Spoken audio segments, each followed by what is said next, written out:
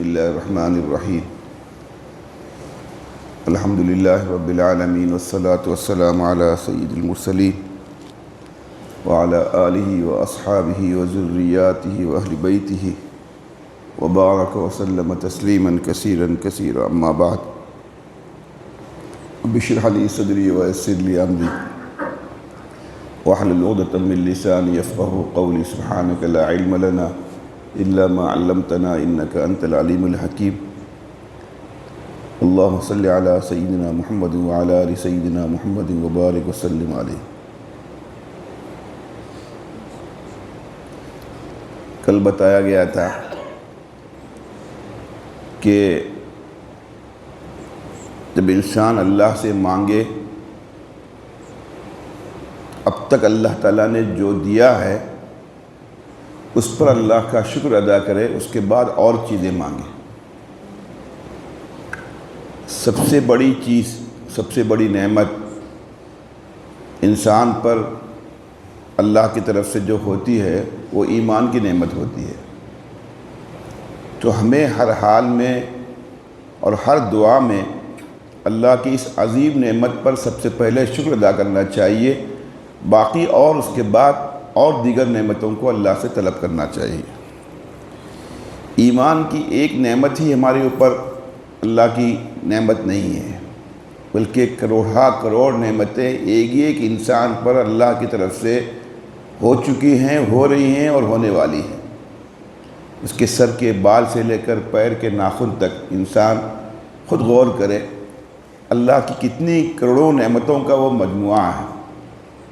جب اللہ سے کوئی چیز مانگے تو اللہ سے کبھی شکایت نہ کرے اللہ میں اس چیز سے محروم ہوں، بلکہ اس کا ذکر کرے کہ آپ نے استحقاق نہ ہونے کے باوجود مجھے کن نعمتوں سے نوازا، مجھے مزید اس چیز کی ضرورت ہے۔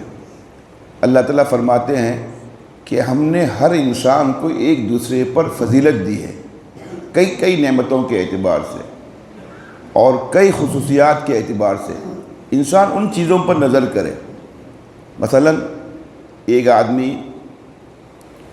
مان لیجئے اس کی بچیوں کی شادی نہیں ہو رہی ہے، تو اس کو سوچنا چاہیے میری 5 بچیوں میں 2 بچیوں کی شادی تو ہو گئی ہے۔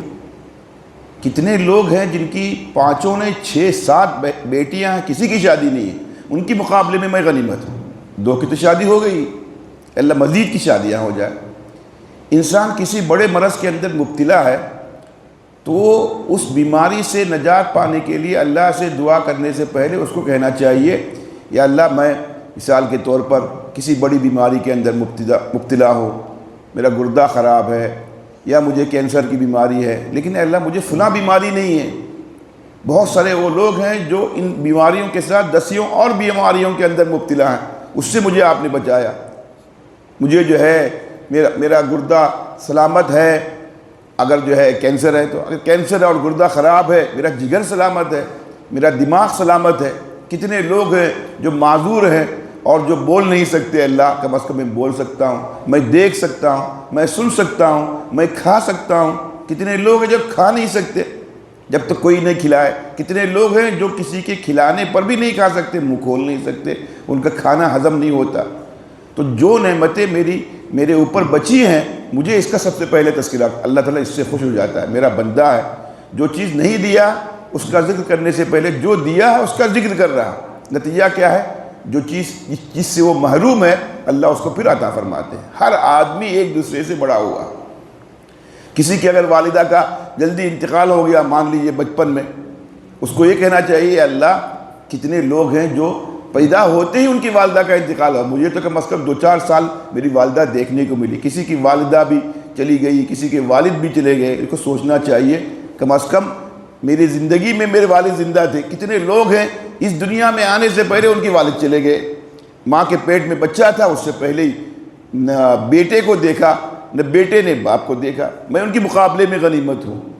مجھے رہنے کے لیے گھر نہیں ہے، میں کرائے کے مکان میں رہتا ہوں۔ وہ اللہ سے کہنا چاہیے اللہ تیرا شکر ہے کرائے کا مکان سے ہی مجھے ملا ہے۔ کتنے لوگ ہیں جو راستوں پر سوتے ہیں، جو پلوں کے اندر سوتے ہیں، جو گھر سے باہر جو ہے ہمیشہ رہتے ہیں، خانہ بدوشوں کی زندگی گزارتے ہیں، یا اللہ کم از کم تیرا شکر ہے مجھے گھر تو ملا، مجھے آسرا تو ملا، کرائے کا صحیح، کسی کا جھوپڑا ہے تو اس کو سوچنا چاہیے مجھے جھوپڑا ہی صحیح غنیمت ہے۔ کتنے لوگ ہیں جن کو جھوپڑا نہیں ہے؟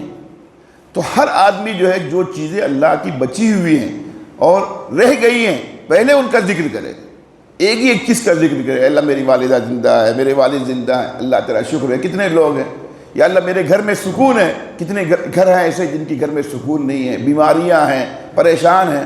کتنے لوگ ہیں یا اللہ جو بے روزگار ہیں، مجھے تو کم از کم روزگار ملا، ایک ہی ایک نعمت کا۔ یا اللہ میری شادی ہو گئی، کتنا اللہ تیرا شکر ہے۔ کتنے لوگ ہیں جن کی شادیاں نہیں ہوئی، یا اللہ مجھے بچہ نہیں ہوا، اس کو سوچنا چاہیے کتنے لوگ ہیں جن کو بچہ بھی نہیں ہوا، جن کی شادی بھی نہیں ہوئی، کم از کم میری شادی ہوئی، مجھے بچہ ہونے کا امکان ہے، مجھے بچہ ہونے کی امید ہے۔ کتنے ہر اعتبار سے انسان سوچے کوئی بھی نعمت اللہ سے مانگے اس سے پہلے کی نعمتوں کا تذکرہ کرے۔ احسانات کا تذکرہ اللہ کی رحمت کو جلدی کھینچنے والا ہے، دعاؤں کو جلدی قبول کرنے کا ذریعہ بنتا ہے، یہ حدیث شریف میں آتا ہے۔ تو انسان ہمیشہ اپنی دعا میں جو نعمتیں ملی ہوئی ہیں، اللہ میرا کان سلامت ہے تیرا شکر ادا کرتا ہوں، میری آنکھ سلامت ہے تیرا شکر ادا۔ کتنے لوگ ہیں جو معذور ہو گئے عین جوانی کے اندر، میں بڑھاپے کے اندر بھی اللہ میں دیکھ پاتا ہوں۔ کتنے لوگ ہیں جو چل نہیں پاتے کسی کے سہارے کے بغیر، یا اللہ اگر میں سہارے کے ذریعے چل پاتا ہوں یہ بھی غنیمت ہے۔ کتنے لوگ جو سہاروں کے ساتھ بھی چل نہیں سکتے، گھر سے نکل نہیں سکتے، دھوپ میں نہیں آ سکتے، کھانا نہیں کھا سکتے، بات نہیں کر سکتے۔ اللہ ان سب چیزوں سے تو نے بچایا، جو چیزیں بچی ہوئی ہیں اس کا ذکر کر کے جو چیزیں نہیں ہیں ان چیزوں کو اللہ سے مانگے گا تو اللہ کی رحمت بہت تیزی کے ساتھ اس کی طرف متوجہ ہوگی اور اس کو پہلے سے زیادہ اللہ تعالیٰ عطا فرمائے گا۔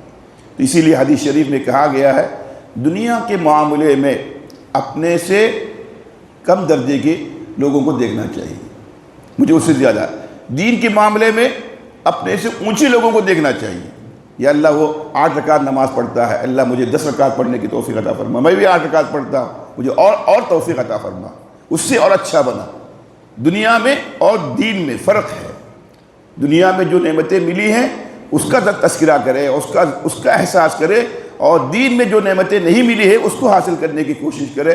پھر انسان کبھی ناشکرہ نہیں بن سکتا، کچھ بھی نہیں، کیا کروں، 10 دن سے نیند نہیں لگتی، اللہ کا شکر ادا کرنا چاہیے۔ اس سے پہلے تو نیند لگتی تھی، رات کو آنکھ کھلتی ہے تو پھر جو ہے آنکھ لگتی نہیں، ارے اللہ کا شکر کسی کی آنکھ لگتی ہی نہیں ہے۔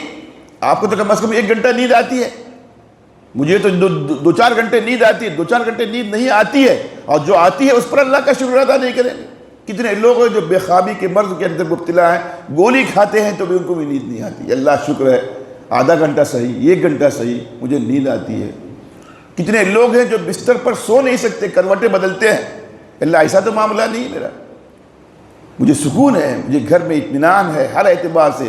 تو جو چیزیں اللہ کی نعمتیں باقی ہیں ان چیزوں کا ذکر کرے گا، جیسے کہا گیا انشاءاللہ اللہ کی اور نعمتیں ملیں گی، اللہ اس سے خوش ہوں گے، اور موقع ملے دعا میں تفصیل کے ساتھ اللہ کی ایک ہی ایک نعمت کا تذکرہ کرے۔ اللہ میرا پیر سلامت ہے، میرا ہاتھ سلامت ہے، میرا سینہ سلامت ہے، میرا جگر سلامت ہے، میرا پھیپڑا سلامت ہے، میرا گردہ سلامت ہے، میری آنکھ سلامت ہے، یا اللہ کوئی تکلیف نہیں، میری والدہ زندہ ہے، رہنے کے لیے مکان ہے، گھر میں سکون ہے، بچے ہیں، کوئی بڑی بیماری نہیں ہے، اللہ مجھے کوئی بیماری نہیں ہے، گھر میں کسی کو بیماری نہیں ہے، گھر میں اطمینان ہے۔ تو اللہ کی ان نعمتوں کے تذکرے سے اللہ تعالیٰ انتہائی خوش ہوتے ہیں اور بندوں کو ان نعمتوں سے نوازتے ہیں اب تک جس سے وہ محروم ہیں۔ تو ہمیشہ دعا میں اس کی کوشش کریں، اللہ سے مانگنے سے پہلے اللہ کی تعریف، اللہ کے رسول صلی اللہ علیہ وسلم پر درود، اور پھر اپنے گناہوں سے استغفار، پھر اللہ کی نعمتوں کا تذکرہ، پھر اللہ سے اپنی ان نعمتوں کو مانگیں گے جو نعمتیں ابھی تک نہیں ملی ہیں، تو اللہ تعالیٰ ان نعمتوں سے انشاءاللہ ضرور نوازے گا۔ اللہ تعالیٰ ہمیشہ اپنی نعمتوں کا ذکر کرنے کی اور ان نعمتوں پر اللہ شکر ادا کرنے کی توفیق عطا فرمائے۔ وآخر دعوانا الحمدللہ رب العالمین۔